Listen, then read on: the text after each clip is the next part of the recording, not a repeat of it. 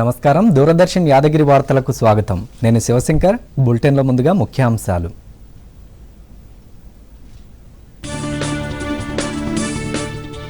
డిసెంబర్లో శాసనసభ సమావేశాలు నిర్వహించాలని ప్రభుత్వం నిర్ణయం. రాష్ట్ర ఆర్థిక పరిస్థితి, కేంద్రం నుంచి రావాల్సిన నిధులపై చర్చించే అవకాశం. ఈసీ, సిఈసీల నియామకానికి స్వతంత్ర వ్యవస్థ ఏర్పాటుపై సుప్రీంకోర్టులో ముగిసిన వాదనలు. రాజ్యాంగబద్ధంగానే అరుణ్ గోయల్ నియామకం జరిగిందన్న అటార్నీ జనరల్. తీర్పును రిజర్వు చేసిన అత్యున్నత న్యాయస్థానం. గుజరాత్లో బలమైన ప్రభుత్వ ఏర్పాటుకు మద్దతివ్వాలంటూ ప్రధాని పిలుపు. ప్రస్తుత ఎన్నికలు రాబోయే 25 ఏళ్ల అభివృద్ధిని నిర్ణయిస్తాయన్న మోదీ. డబుల్ బెడ్రూమ్ ఇళ్ల నిర్మాణం పనుల పురోగతిపై మంత్రి వేముల ప్రశాంత్ రెడ్డి సమీక్ష. లబ్ధిదారుల ఎంపిక పారదర్శకంగా జరగాలంటూ అధికారులకు సూచన. చిరు తృణధాన్యాల సాగుకు భారత్ ప్రధాన కేంద్రంగా నిలిచిందన్న కేంద్ర మంత్రి నరేంద్ర సింగ్ తోమర్. అంతర్జాతీయ సంబంధాలలో ఆహార భద్రతపై దృష్టి సారించాలని విదేశాంగ మంత్రి జయశంకర్ సూచన. ఇక వివరాలు. డిసెంబర్లో శాసనసభ సమావేశాలు నిర్వహించాలని ప్రభుత్వం నిర్ణయించింది. ఇందుకోసం ఏర్పాట్లు చేయాలంటూ మంత్రులు ప్రశాంత్ రెడ్డి, హరీష్ రావులను సీఎం కేసీఆర్ ఆదేశించారు. వారం నుంచి 10 రోజుల పాటు సమావేశాలు నిర్వహించాలని భావిస్తున్న ప్రభుత్వం రాష్ట్ర ఆర్థిక పరిస్థితి, కేంద్రం నుంచి రావాల్సిన నిధులపై సమావేశాల్లో చర్చించాలని నిర్ణయించినట్టు సమాచారం. కేంద్రం ఆంక్షల కారణంగా రాష్ట్రానికి 40,000 కోట్ల విలువైన నిధులు తగ్గాయని ఆరోపిస్తున్న ప్రభుత్వం శాసనసభ సమావేశాల్లో ఈ అంశాలపైనే ప్రధానంగా చర్చించాలని భావిస్తోంది. డబుల్ బెడ్రూమ్ ఇళ్ల లబ్ధిదారుల ఎంపిక పారదర్శకంగా జరగాలని గృహ నిర్మాణ శాఖ మంత్రి వేముల ప్రశాంత్ రెడ్డి అధికారులకు సూచించారు.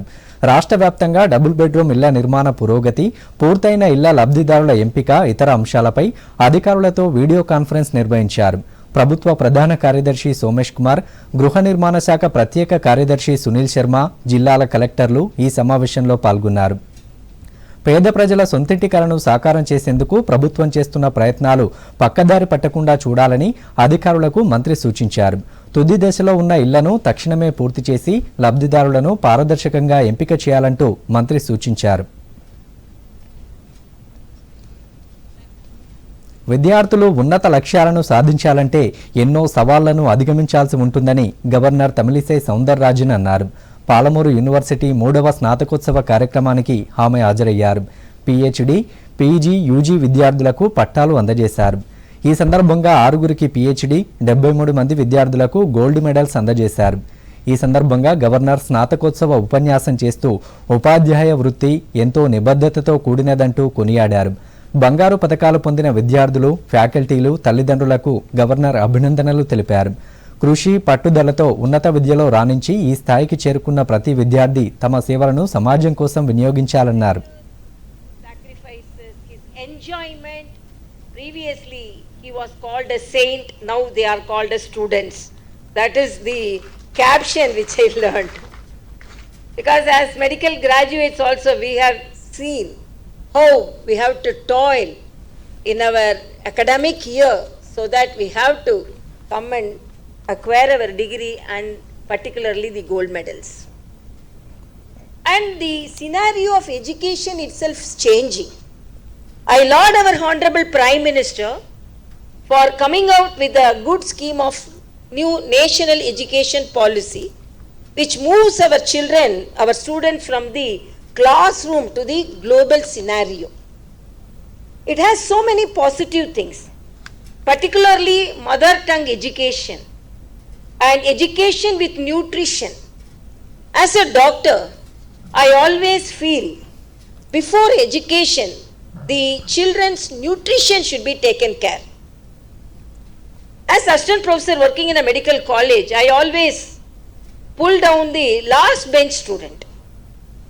Because when we want something to be presented and some research activities to be conducted,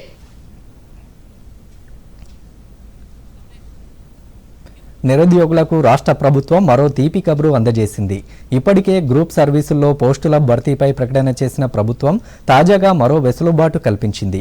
group 2, 3, 4లో మరికొన్ని రకాల పోస్టులు చేరుస్తూ నిరుద్యోగులకు మరిన్ని అవకాశాలు కల్పించింది. గ్రూప్ 2లో మరో 6 రకాల పోస్టులు, గ్రూప్ 3లో మరో 2 రకాల పోస్టులను కలిపింది.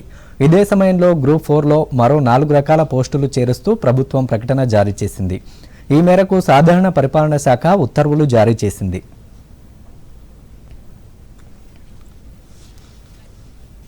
రాష్ట్రంలో తాము అధికారంలోకి వస్తే బీసీల నుంచి తొలగించిన 26 కులాలను తిరిగి చేరుస్తామని బీజేపీ ఎంపీ లక్ష్మణ్ హామీ ఇచ్చారు.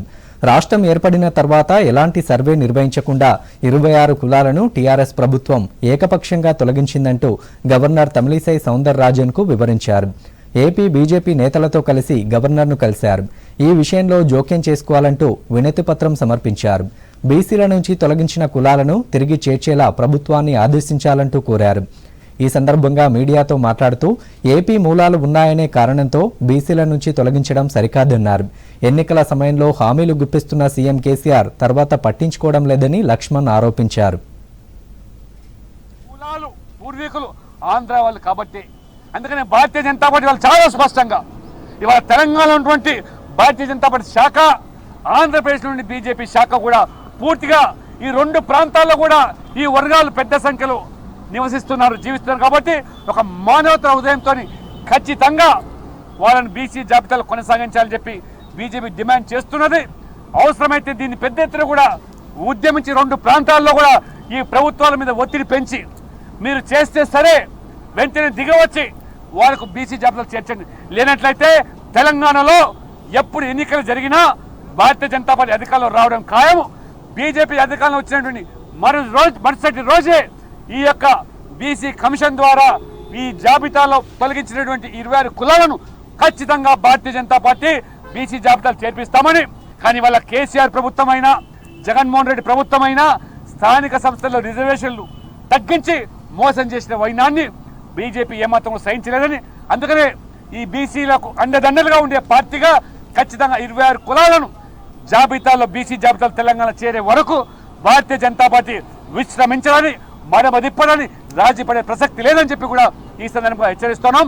గవర్నర్ గారు చాలా సానుకూలంగా స్పందించారు. న్యాయపరంగా దక్కాల్సిందని చెప్పి కూడా వారు భావించారు. కాబట్టి రాజ్యాంగ నేతగా వారికి దృష్టి తీసుకురావడం జరిగింది. ఇప్పటికైనా ప్రభుత్వం సరిదిద్దుకుంటే సరే, లేకపోతే రాజకీయంగా మూల్యం చెల్లించుకునే రోజులు వస్తాయని చెప్పి కూడా మేము హెచ్చరిస్తాం.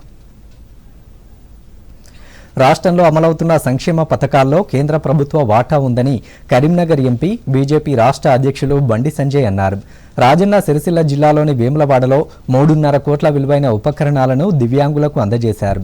ఈ సందర్భంగా బండి సంజయ్ మాట్లాడుతూ నరేంద్ర మోదీ ప్రభుత్వం పేదల ప్రభుత్వం అన్నారు.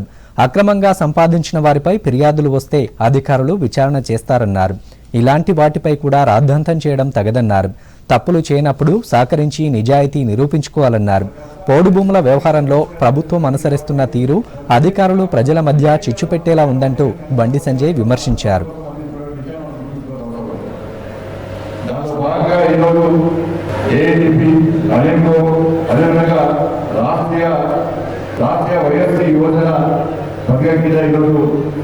దాదాపు 2,32,40,000 రూపాయలని ఈరోజు ఈ కార్యక్రమాన్ని మన దివ్యాంగ సోదరులకు దాదాపు వయోవృద్ధులకు ఈ పరికరాల పంపిణీ కార్యక్రమం చేపడుతున్నాం.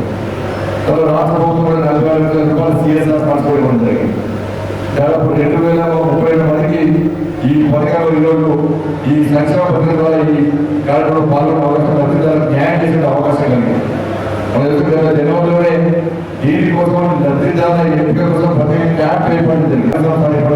నేను పార్లమెంట్ సభ్యుడిగా నారాయణ స్వామి గారు నాకు చాలా సన్నిహితులు కాబట్టి అప్పుడు వారిని పంపిస్తా కరీంనగర్ కూడా టార్గెట్ కూడా కూడా ప్రతి దివ్యాంగుకి ఏదో వాళ్ళు ఇబ్బందులు తెలుసుకొని వాళ్ళకు సహకరించే ప్రయత్నం చేస్తే అప్పుడే ఈ ప్రోగ్రామ్కి కార్యక్రమానికి సహకారం విషయం మనం చూసుకోవాలి. మనం టార్గెట్ పెట్టుకున్నసరికి ఏమిటంటే మిగతా వాళ్ళు ఇబ్బంది పోతాము. కానీ ఇంకా అయిపోతుంది. అసలు నేను పార్లమెంట్ సభ్యులు తప్పకుండా మీకు సహకరిస్తా. రాబోయే రోజుల్లో తెలంగాణ కూడా ఇటువంటి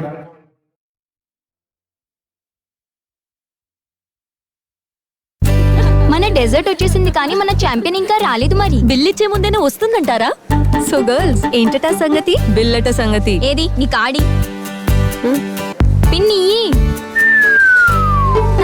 ఆర్బీఐ అంటుంది మీ పిన్, ఓటీపీ, సివివి లేదా ఇంటర్నెట్ బ్యాంకింగ్ పాస్వర్డ్ ఎవరికీ ఇవ్వొద్దు. ఆన్లైన్ బ్యాంకింగ్ మీ సొంత కంప్యూటర్, మొబైల్ ఇంకా సెక్యూర్ నెట్వర్క్ నుంచే చెయ్యండి. తినడం ఛాంపియన్షిప్ జరిగిందా? ఆర్బీఐ అంటుంది విషయాలు తెలుసుకోండి, జాగరూకంగా ఉండండి. వార్తలకు తిరిగి స్వాగతం. పోడు భూముల సమస్య పరిష్కారంలో రాష్ట్ర ప్రభుత్వం పూర్తిగా విఫలమైందని సీఎల్పీ నేత మల్లు భట్టి విక్రమార్క ఆరోపించారు. ప్రభుత్వం తీరుతో అధికారులు, గిరిజనులు ఇబ్బందులు పడుతున్నారని ఆయన అన్నారు. అర్హులైన పోడు రైతులకు భూములు ఇస్తామని 2018లో చెప్పిన సీఎం కేసీఆర్ ఇంతవరకు పట్టించుకోలేదన్నారు. ప్రభుత్వం తీరుతో భూమిని సాగు చేసుకుంటున్న రైతులు సైతం ఇబ్బందులు పడుతున్నారని ఆరోపించారు. ప్రభుత్వం ఇప్పటికైనా ఈ సమస్య పరిష్కారానికి ముందుకు రావాలని భట్టి విక్రమార్క డిమాండ్ చేశారు.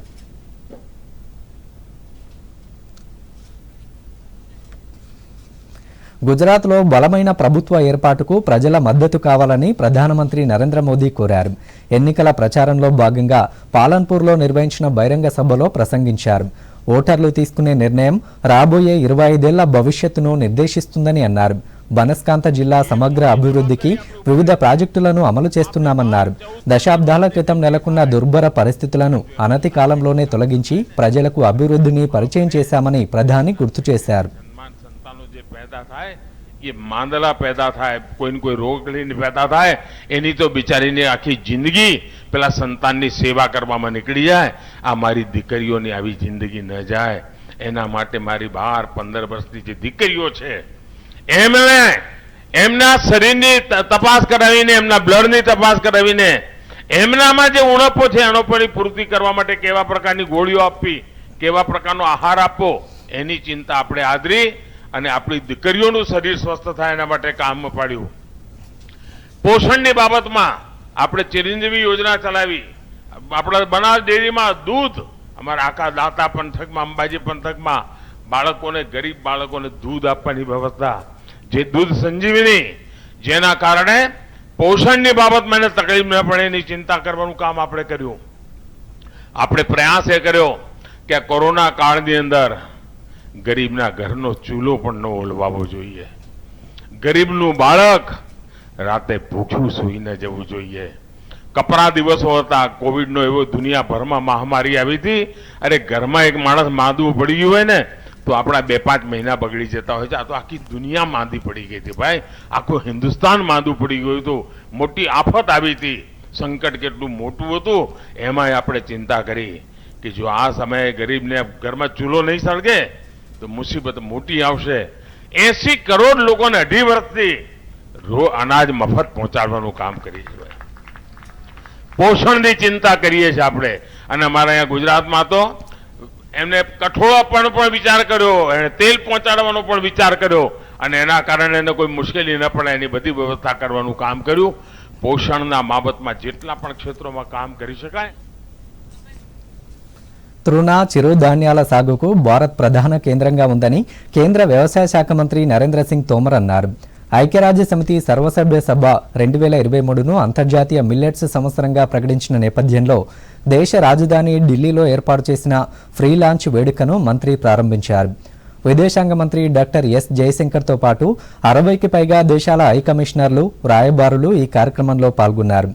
ఈ సందర్భంగా మంత్రి నరేంద్ర సింగ్ తోమర్ మాట్లాడుతూ చిరు, తృణధాన్యాలతో శరీరానికి అవసరమైన సంపూర్ణ పోషకాలు అందుతాయన్నారు.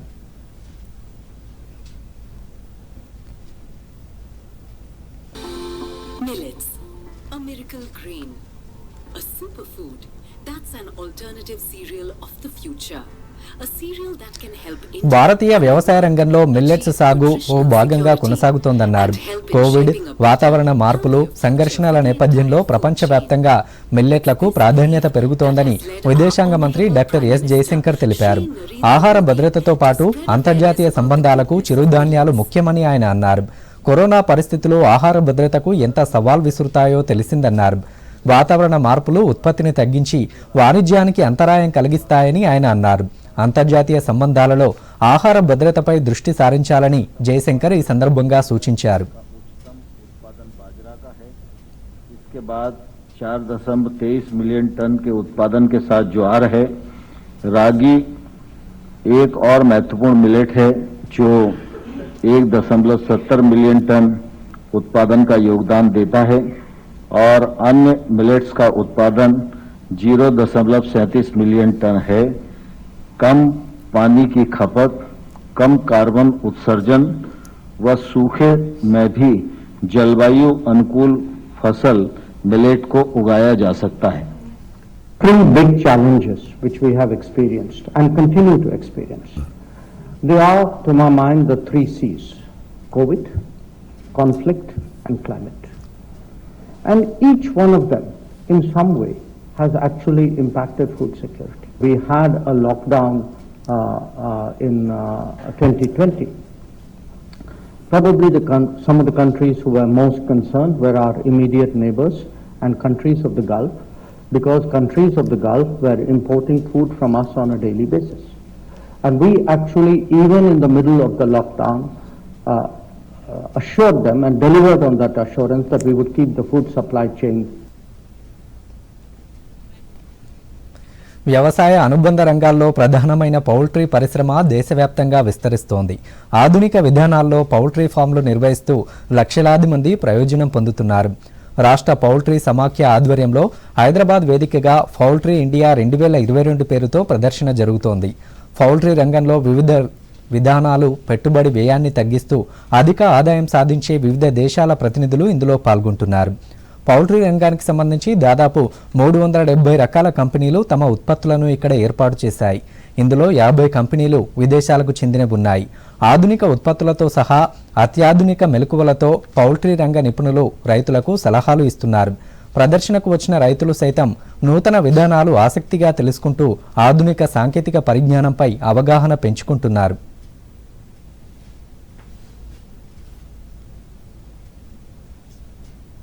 పౌల్ట్రీ ఇండియా 22 370 కంపెనీస్ ఇక్కడ పార్టిసిపేట్ చేసినాయి. అందులో ఒక సుమారుగా 50 కంపెనీస్ ఫారిన్ కంపెనీస్ ఉన్నాయి, 320 ఇండియన్ కంపెనీస్ ఉన్నాయి. మిగతా అదర్ టెక్నిక్స్ పౌల్ట్రీకి వాడేటటువంటి టెక్నాలజీస్ అన్నీ ఇక్కడ చూడటానికి విలువగా అనువుగా పౌల్ట్రీ ఫార్మర్కి అందరికీ ఇండియాకి ఒక ప్రెస్టీజియస్గా ఒక ఇంటర్నేషనల్ ఎక్స్పో కావాలి అని మేము 2007 నుంచి ఇట్లా ఎగ్జిబిషన్ రన్ చేస్తూ ఉన్నాం. మంచి స్పందన వచ్చింది. All over the country farmers అందరూ వచ్చి ఇక్కడ ఎగ్జిబిషన్ చూస్తూ ఉన్నారు. నిన్న ఈరోజు అరౌండ్ 40,000 ఫార్మర్స్ ఇక్కడికి రావడం జరిగింది. అందరూ చాలా ఇంట్రెస్ట్గా అన్ని సబ్జెక్ట్స్ ఇక్కడ చూస్తూ ఉన్నారు. ఈ ఎగ్జిబిషన్ రేపు కూడా కొనసాగుతుంది. We have an operating unit in India, Val Products, based in Baramati in Maharashtra, and we've been here for 26 years.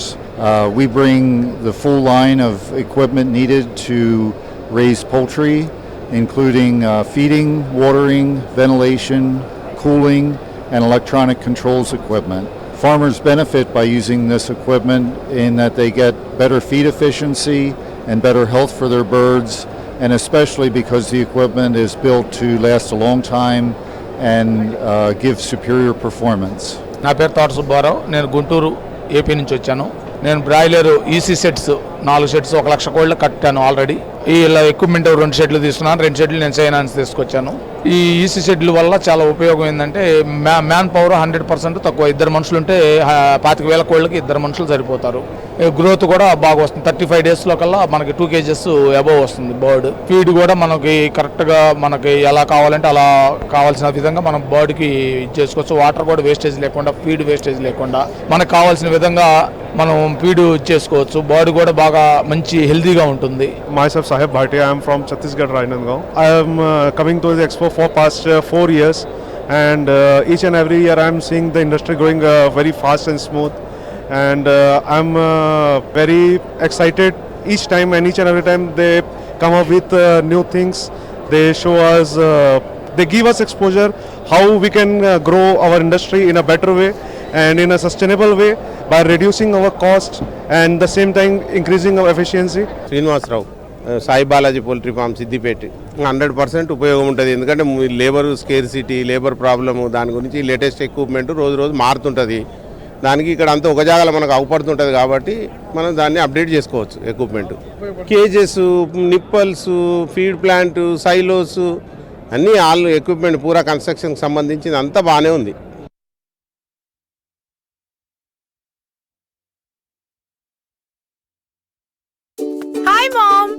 మళ్ళీ షాపింగా? మాయా, మీరు దీన్ని గారాబం చేసేశారు. లిమిట్ గా చేస్తే ఏది చెడ్డది కాదు. లిమిట్ లేకుండా షాపింగ్ చేస్తున్న మీ కార్డ్ తో యాడ్ ఆన్ కరా. నేనైతే కార్డుకి లిమిట్ సెట్ చేశాను. దానివల్ల లాభం ఏంటంటే రిస్క్ తగ్గిపోతుంది. అంతేకాక ఫ్రాడ్ జరిగినా కూడా వెంటనే బ్యాంక్ చెప్పండి, నష్టం తక్కువ.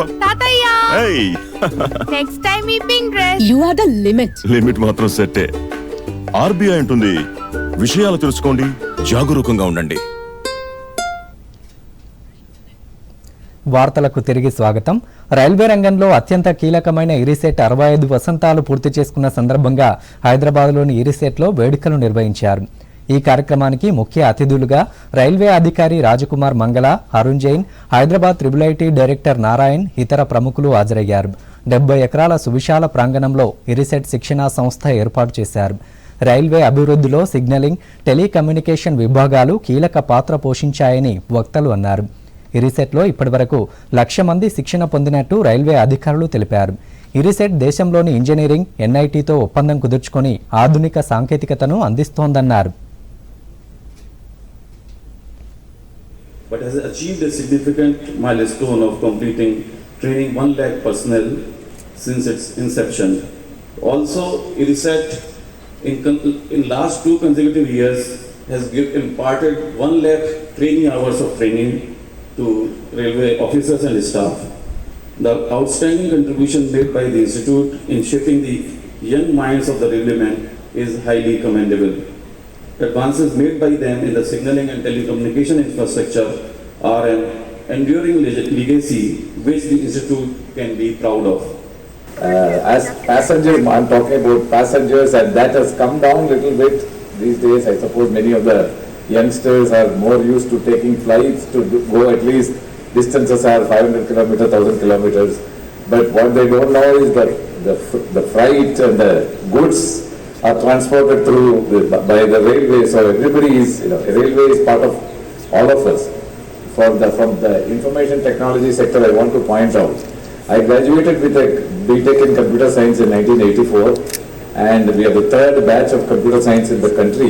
So computer science or computers are not that popular. They're very special objects.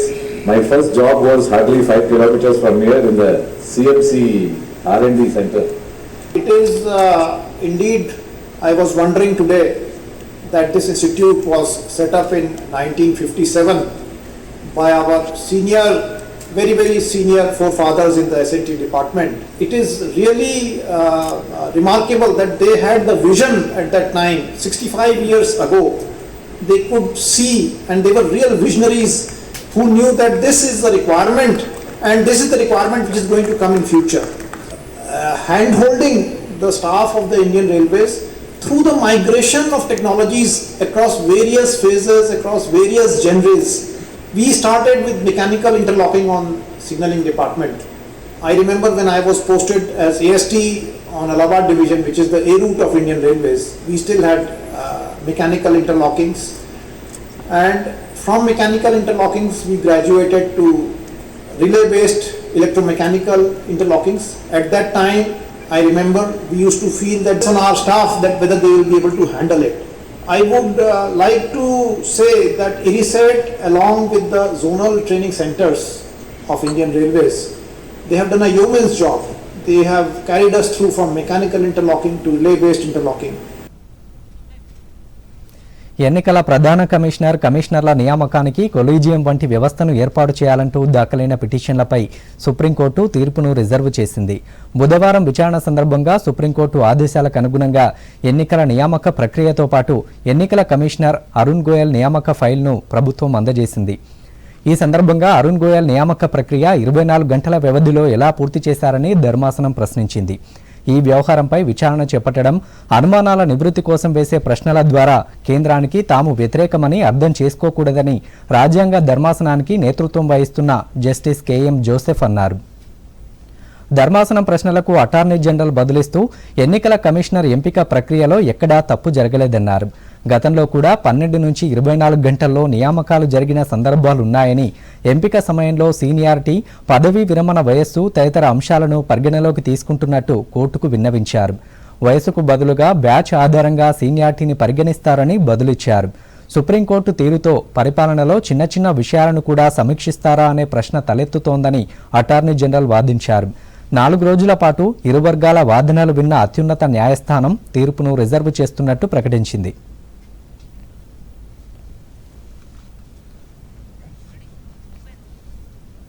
Gujarat ప్రజలు రాష్ట్రంలో భారీ మార్పుకు శ్రీకారం చుట్టబోతున్నారని ఆమ్ ఆద్మీ పార్టీ అధినేత అరవింద్ కేజ్రీవాల్ అన్నారు. గుజరాత్ ఎన్నికల ప్రచారంలో ఆయన పాల్గొన్నారు. యువతకు ఉపాధి, మెరుగైన జీవన విధానం కోసం పాటుపడుతున్న ఆప్కు ఓటు వేయాలంటూ కోరారు. గుజరాత్ ఎన్నికల్లో తమ పార్టీ విజయం ఖాయమని ధీమా వ్యక్తం చేశారు. రాష్ట్రంలో కాంగ్రెస్ గతంగా మారుతుందంటూ జోసేన్ చెప్పారు.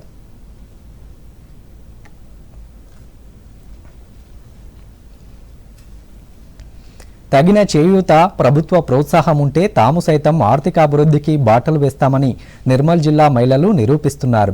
స్వయం సహాయక సంఘాలకు ప్రభుత్వాలు అందిస్తున్న ఆర్థిక సహాయాన్ని అందిపుచ్చుకుంటూ విభిన్న రంగాల్లో తమదైన శైలిలో రాణిస్తున్నారు. శ్రమైక జీవనంతో, ఉమ్మడి కృషితో ఇతర సంఘాలకు ఆదర్శంగా నిలుస్తున్న నిర్మల్ జిల్లా మహిళలపై దూరదర్శన్ అందిస్తున్న ప్రత్యేక కథనం. నిర్మల్ జిల్లా కుంటాల గ్రామానికి చెందిన స్వయం సేవా సంఘాల మహిళలు వ్యాపార రంగంలోనూ తమదైన శైలిలో రాణిస్తున్నారు. రూర్బన్ పథకం కింద రేలా బయోడిగ్రేడబుల్ శానిటరీ నాప్కిన్స్ తయారు చేస్తూ ఆర్థికంగా బలోపేతమవుతున్నారు. ఈ పథకంలో భాగంగానే కుంటాల మండల కేంద్రంలో 20 లక్షల వ్యయంతో భవనాన్ని నిర్మించారు. పెట్టుబడి వ్యయాన్ని నియంత్రించడంతో పాటు రవాణా ఖర్చులు ఆదా అయ్యేలా పక్కనే గులాబీ తోటను ఏర్పాటు చేశారు. ఈ పరిశ్రమ ఆగస్టు 5న ప్రారంభించగా ఇప్పుడిప్పుడే ఉత్పత్తి ప్రారంభించింది.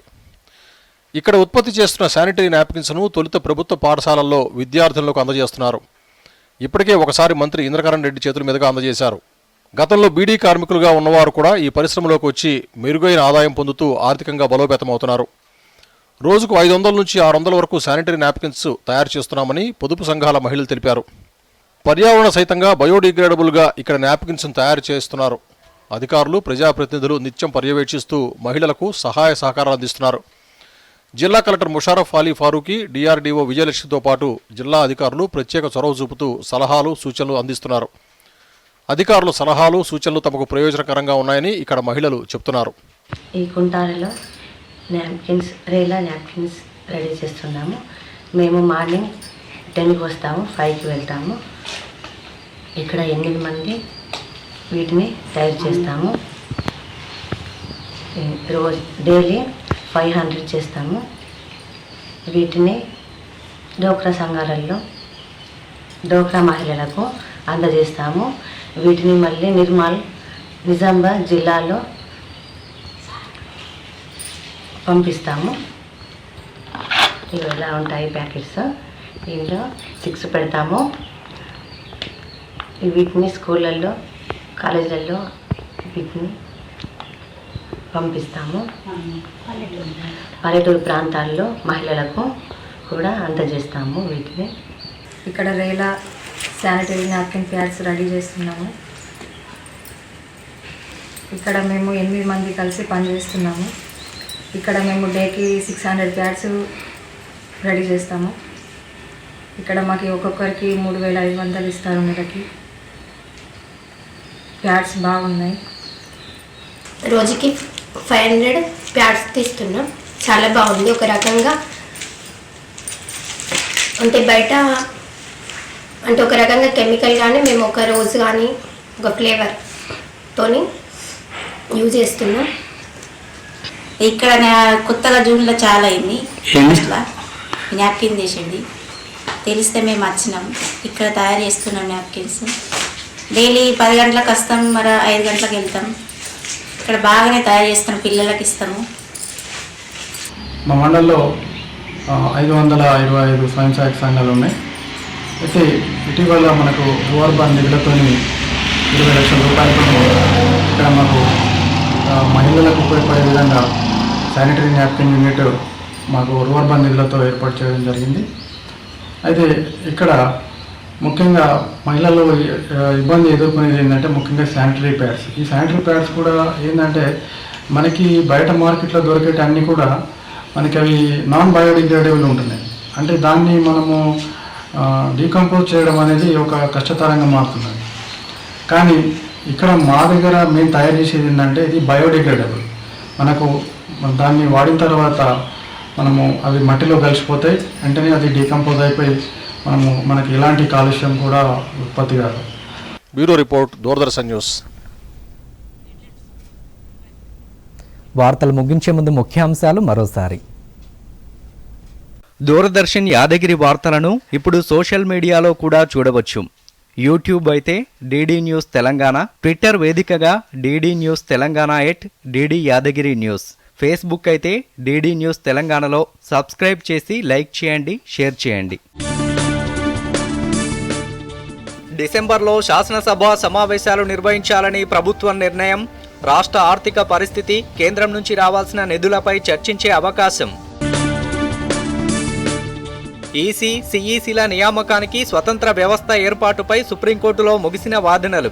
రాజ్యాంగబద్ధంగానే అరుణ్ గోయల్ నియామకం జరిగిందన్న అటార్నీ జనరల్, తీర్పును రిజర్వు చేసిన అత్యున్నత న్యాయస్థానం. గుజరాత్లో బలమైన ప్రభుత్వ ఏర్పాటుకు మద్దతివ్వాలంటూ ప్రధాని పిలుపు. ప్రస్తుత ఎన్నికలు రాబోయే 25 ఏళ్ల అభివృద్ధిని నిర్ణయిస్తాయన్న మోదీ. డబుల్ బెడ్రూమ్ ఇళ్ల నిర్మాణం పనుల పురోగతిపై మంత్రి వేముల ప్రశాంత్ రెడ్డి సమీక్ష. లబ్ధిదారుల ఎంపిక పారదర్శకంగా జరగాలంటూ అధికారులకు సూచన. చిరు తృణధాన్యాల సాగుకు భారత్ ప్రధాన కేంద్రంగా నిలిచిందన్న కేంద్ర మంత్రి నరేంద్ర సింగ్ తోమర్. అంతర్జాతీయ సంబంధాలలో ఆహార భద్రతపై దృష్టి సారించాలని విదేశాంగ మంత్రి జయశంకర్ సూచన.